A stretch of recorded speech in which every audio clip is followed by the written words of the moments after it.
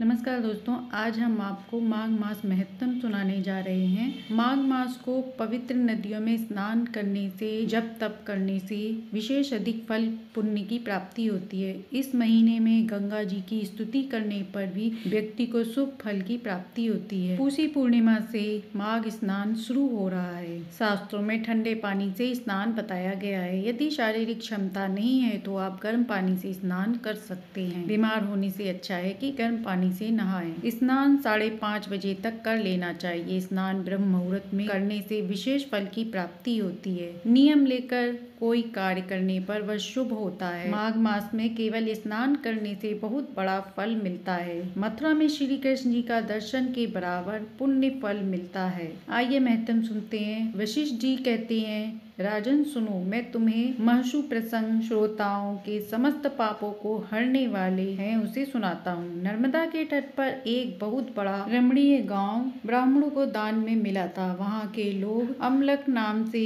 विख्यात थे। उनमें वेदों के ज्ञाता व धर्मात्मा निवास करते थे। वह स्थान धन निधान वेदों के संपूर्ण दिशाओं को मुखरित किया करता था। वहाँ एक श्रेष्ठ ब्राह्मण रहते थे। उनका नाम सूरत था। उन्होंने संपूर्ण वेदों का अध्ययन किया। वेदार्थ के वे अच्छे ज्ञाता थे। धर्म का भी उन्हें अच्छा ज्ञान था। पुराणों की व्याख्या करने में वे बड़े कुशल थे। उन्होंने तर्क शास्त्र, ज्योतिष शास्त्र, गज विद्या, अश्व विद्या, 64 कलाएं, मंत्र शास्त्र आदि योग शास्त्र का भी अध्ययन किया था।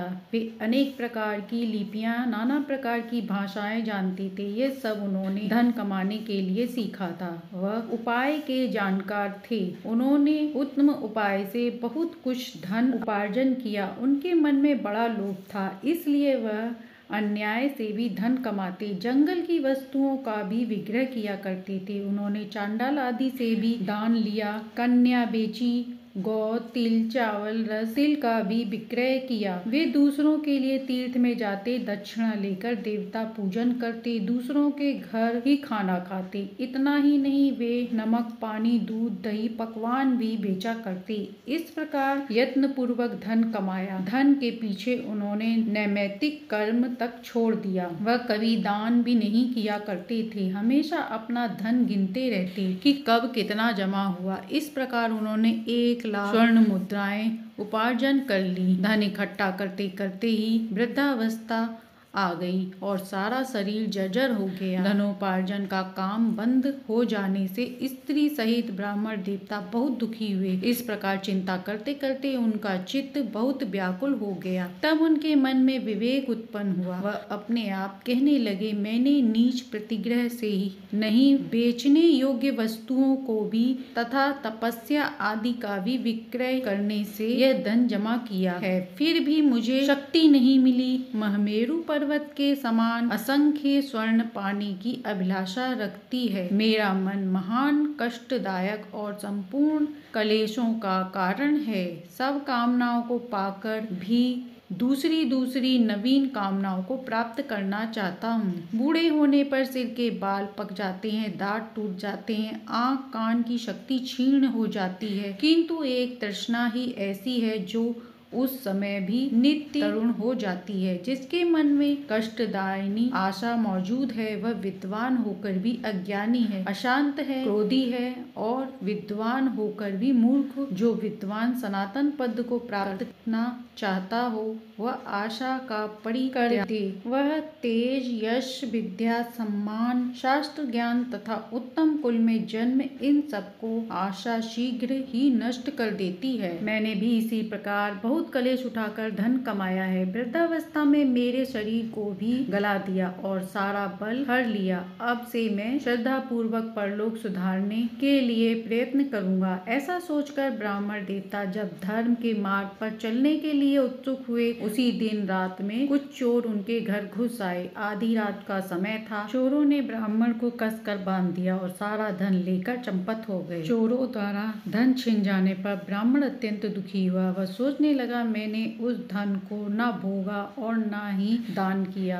किस लिए धन का उपार्जन किया? मैंने अपनी आत्मा को धोखे में डालकर सब जगह से दान लिया और मदिरा तक का विक्रय किया। एक को लिया, दूसरी का प्रतिग्रह लेना कदापि उचित नहीं। उस गाथाओं को भी यदि बेच दिया जाए तो वह 7 पीढ़ियों को तृप्त कर देती है। इस बात को जानते हुए भी मैंने लोभवश ऐसे ऐसे काम किए। धन कमाने के जोश में मैंने एक दिन भी एकाग्रचित्त होकर अच्छी तरह संध्या उपासना नहीं की, ध्यान सहित प्राणायाम नहीं किया, 3 बार जल पीकर और 2 बार होठ पहुंचाकर भली भांति आचमन नहीं किया। हाथ में कुश की पवित्री लेकर मैंने कभी भी गायत्री मंत्र का मानस जप नहीं किया। जीवों का बंधन छुड़ाने वाले महादेव जी की आराधना कभी नहीं की। जो मंत्र पढ़कर अथवा बिना मंत्र के ही शिवलिंग के ऊपर एक पत्ता या फूल डाल देता है, उसकी करोड़ों पीढ़ियों का उद्धार हो जाता है। मैंने कभी ऐसा नहीं किया। संपूर्ण पापों का नाश करने वाले भगवान विष्णु जी को भी कभी संतुष्ट नहीं किया। 5 प्रकार की हत्याओं के पाप शांत करने वाले पंचयज्ञों का अनुष्ठान नहीं किया। स्वर्गलोक की प्राप्ति कराने वाले अतिथि के सत्कार से वंचित रहा। मैंने कभी ब्राह्मणों को विधि पूर्वक भोजन नहीं कराया, न ही उन्हें महीन वस्त्र अर्पण किया। सब पापों का नाश करने के लिए प्रज्वलित अग्नि मेघी से भीगे हुए मंत्र पूर्ति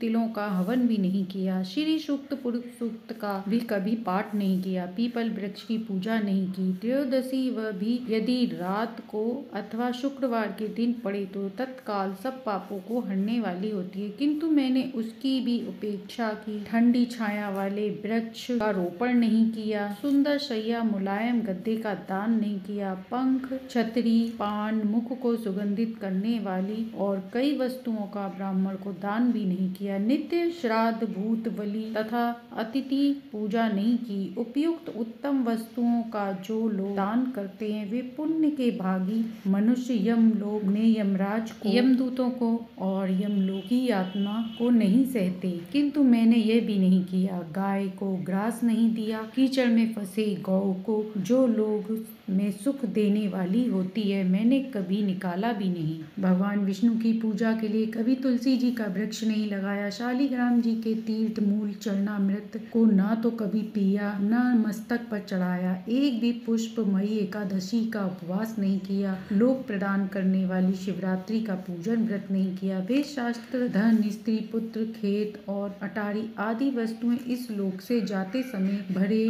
साथ नहीं जाएगी। अब तो मैं बिल्कुल असमर्थ हूँ, अतः कोई उपयोग भी नहीं कर सकूंगा। क्या करूँ, कहाँ जाऊँ? हाय, मुझ पर बड़ा भारी कष्ट आन पड़ा। मेरे पास परलोक का राह खर्च भी नहीं रहा। मेरी समझ में नहीं आ रहा। मैं धन कमाने के लिए उत्तम देश कश्मीर को जा रहा था। मार्ग में भागीरथी गंगा के तट पर मुझे कुछ ब्राह्मण दिखाई दिए। वेद के परगामी विद्वान थे। वे प्रातः काल माघ स्नान कर बैठे थे। वहाँ किसी पौराणिक विद्वान ने उस समय यह आधा श्लोक कहा। माघ मास में शीतल जल के भीतर डुबकी लगाने वाले मनुष्य पाप मुक्त होकर स्वर्ग में जाते हैं। पुराणों में से मैंने इस श्लोक को सुना। यह बहुत अच्छा है, अतः माघ स्नान करना ही चाहिए। मन ही मन ऐसा निश्चय कर सुब्रत ने अपने मन को स्थिर कर 9 दिन तक नर्मदा के जल में स्नान किया। इसके बाद स्नान करने की शक्ति नहीं रही। वे 10वें दिन नर्मदा नदी में गए और विधि पूर्वक स्नान कर आए।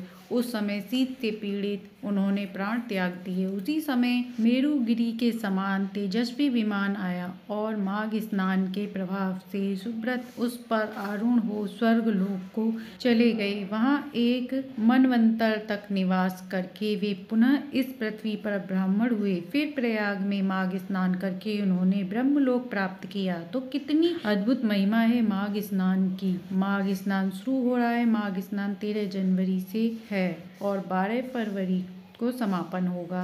इस 1 महीने का माघ स्नान जब तप पूजा सभी को जरूर करना चाहिए। माघ मास के स्नान को हमेशा सूर्योदय से पहले करना चाहिए। भगवान श्री कृष्ण बताते हैं, समस्त जल ऐसी धारणा करते कि मनुष्य उसमें स्नान करे तो उसका पाप नष्ट हो जाता है। माघ मास में सभी जल गंगा के समान माना गया है। तो इतनी अद्भुत महिमा है माघ स्नान की। तो इस प्रकार माघ मास महत्तम समाप्त हुआ। महत्तम अच्छा लगा हो तो लाइक एंड सब्सक्राइब करें।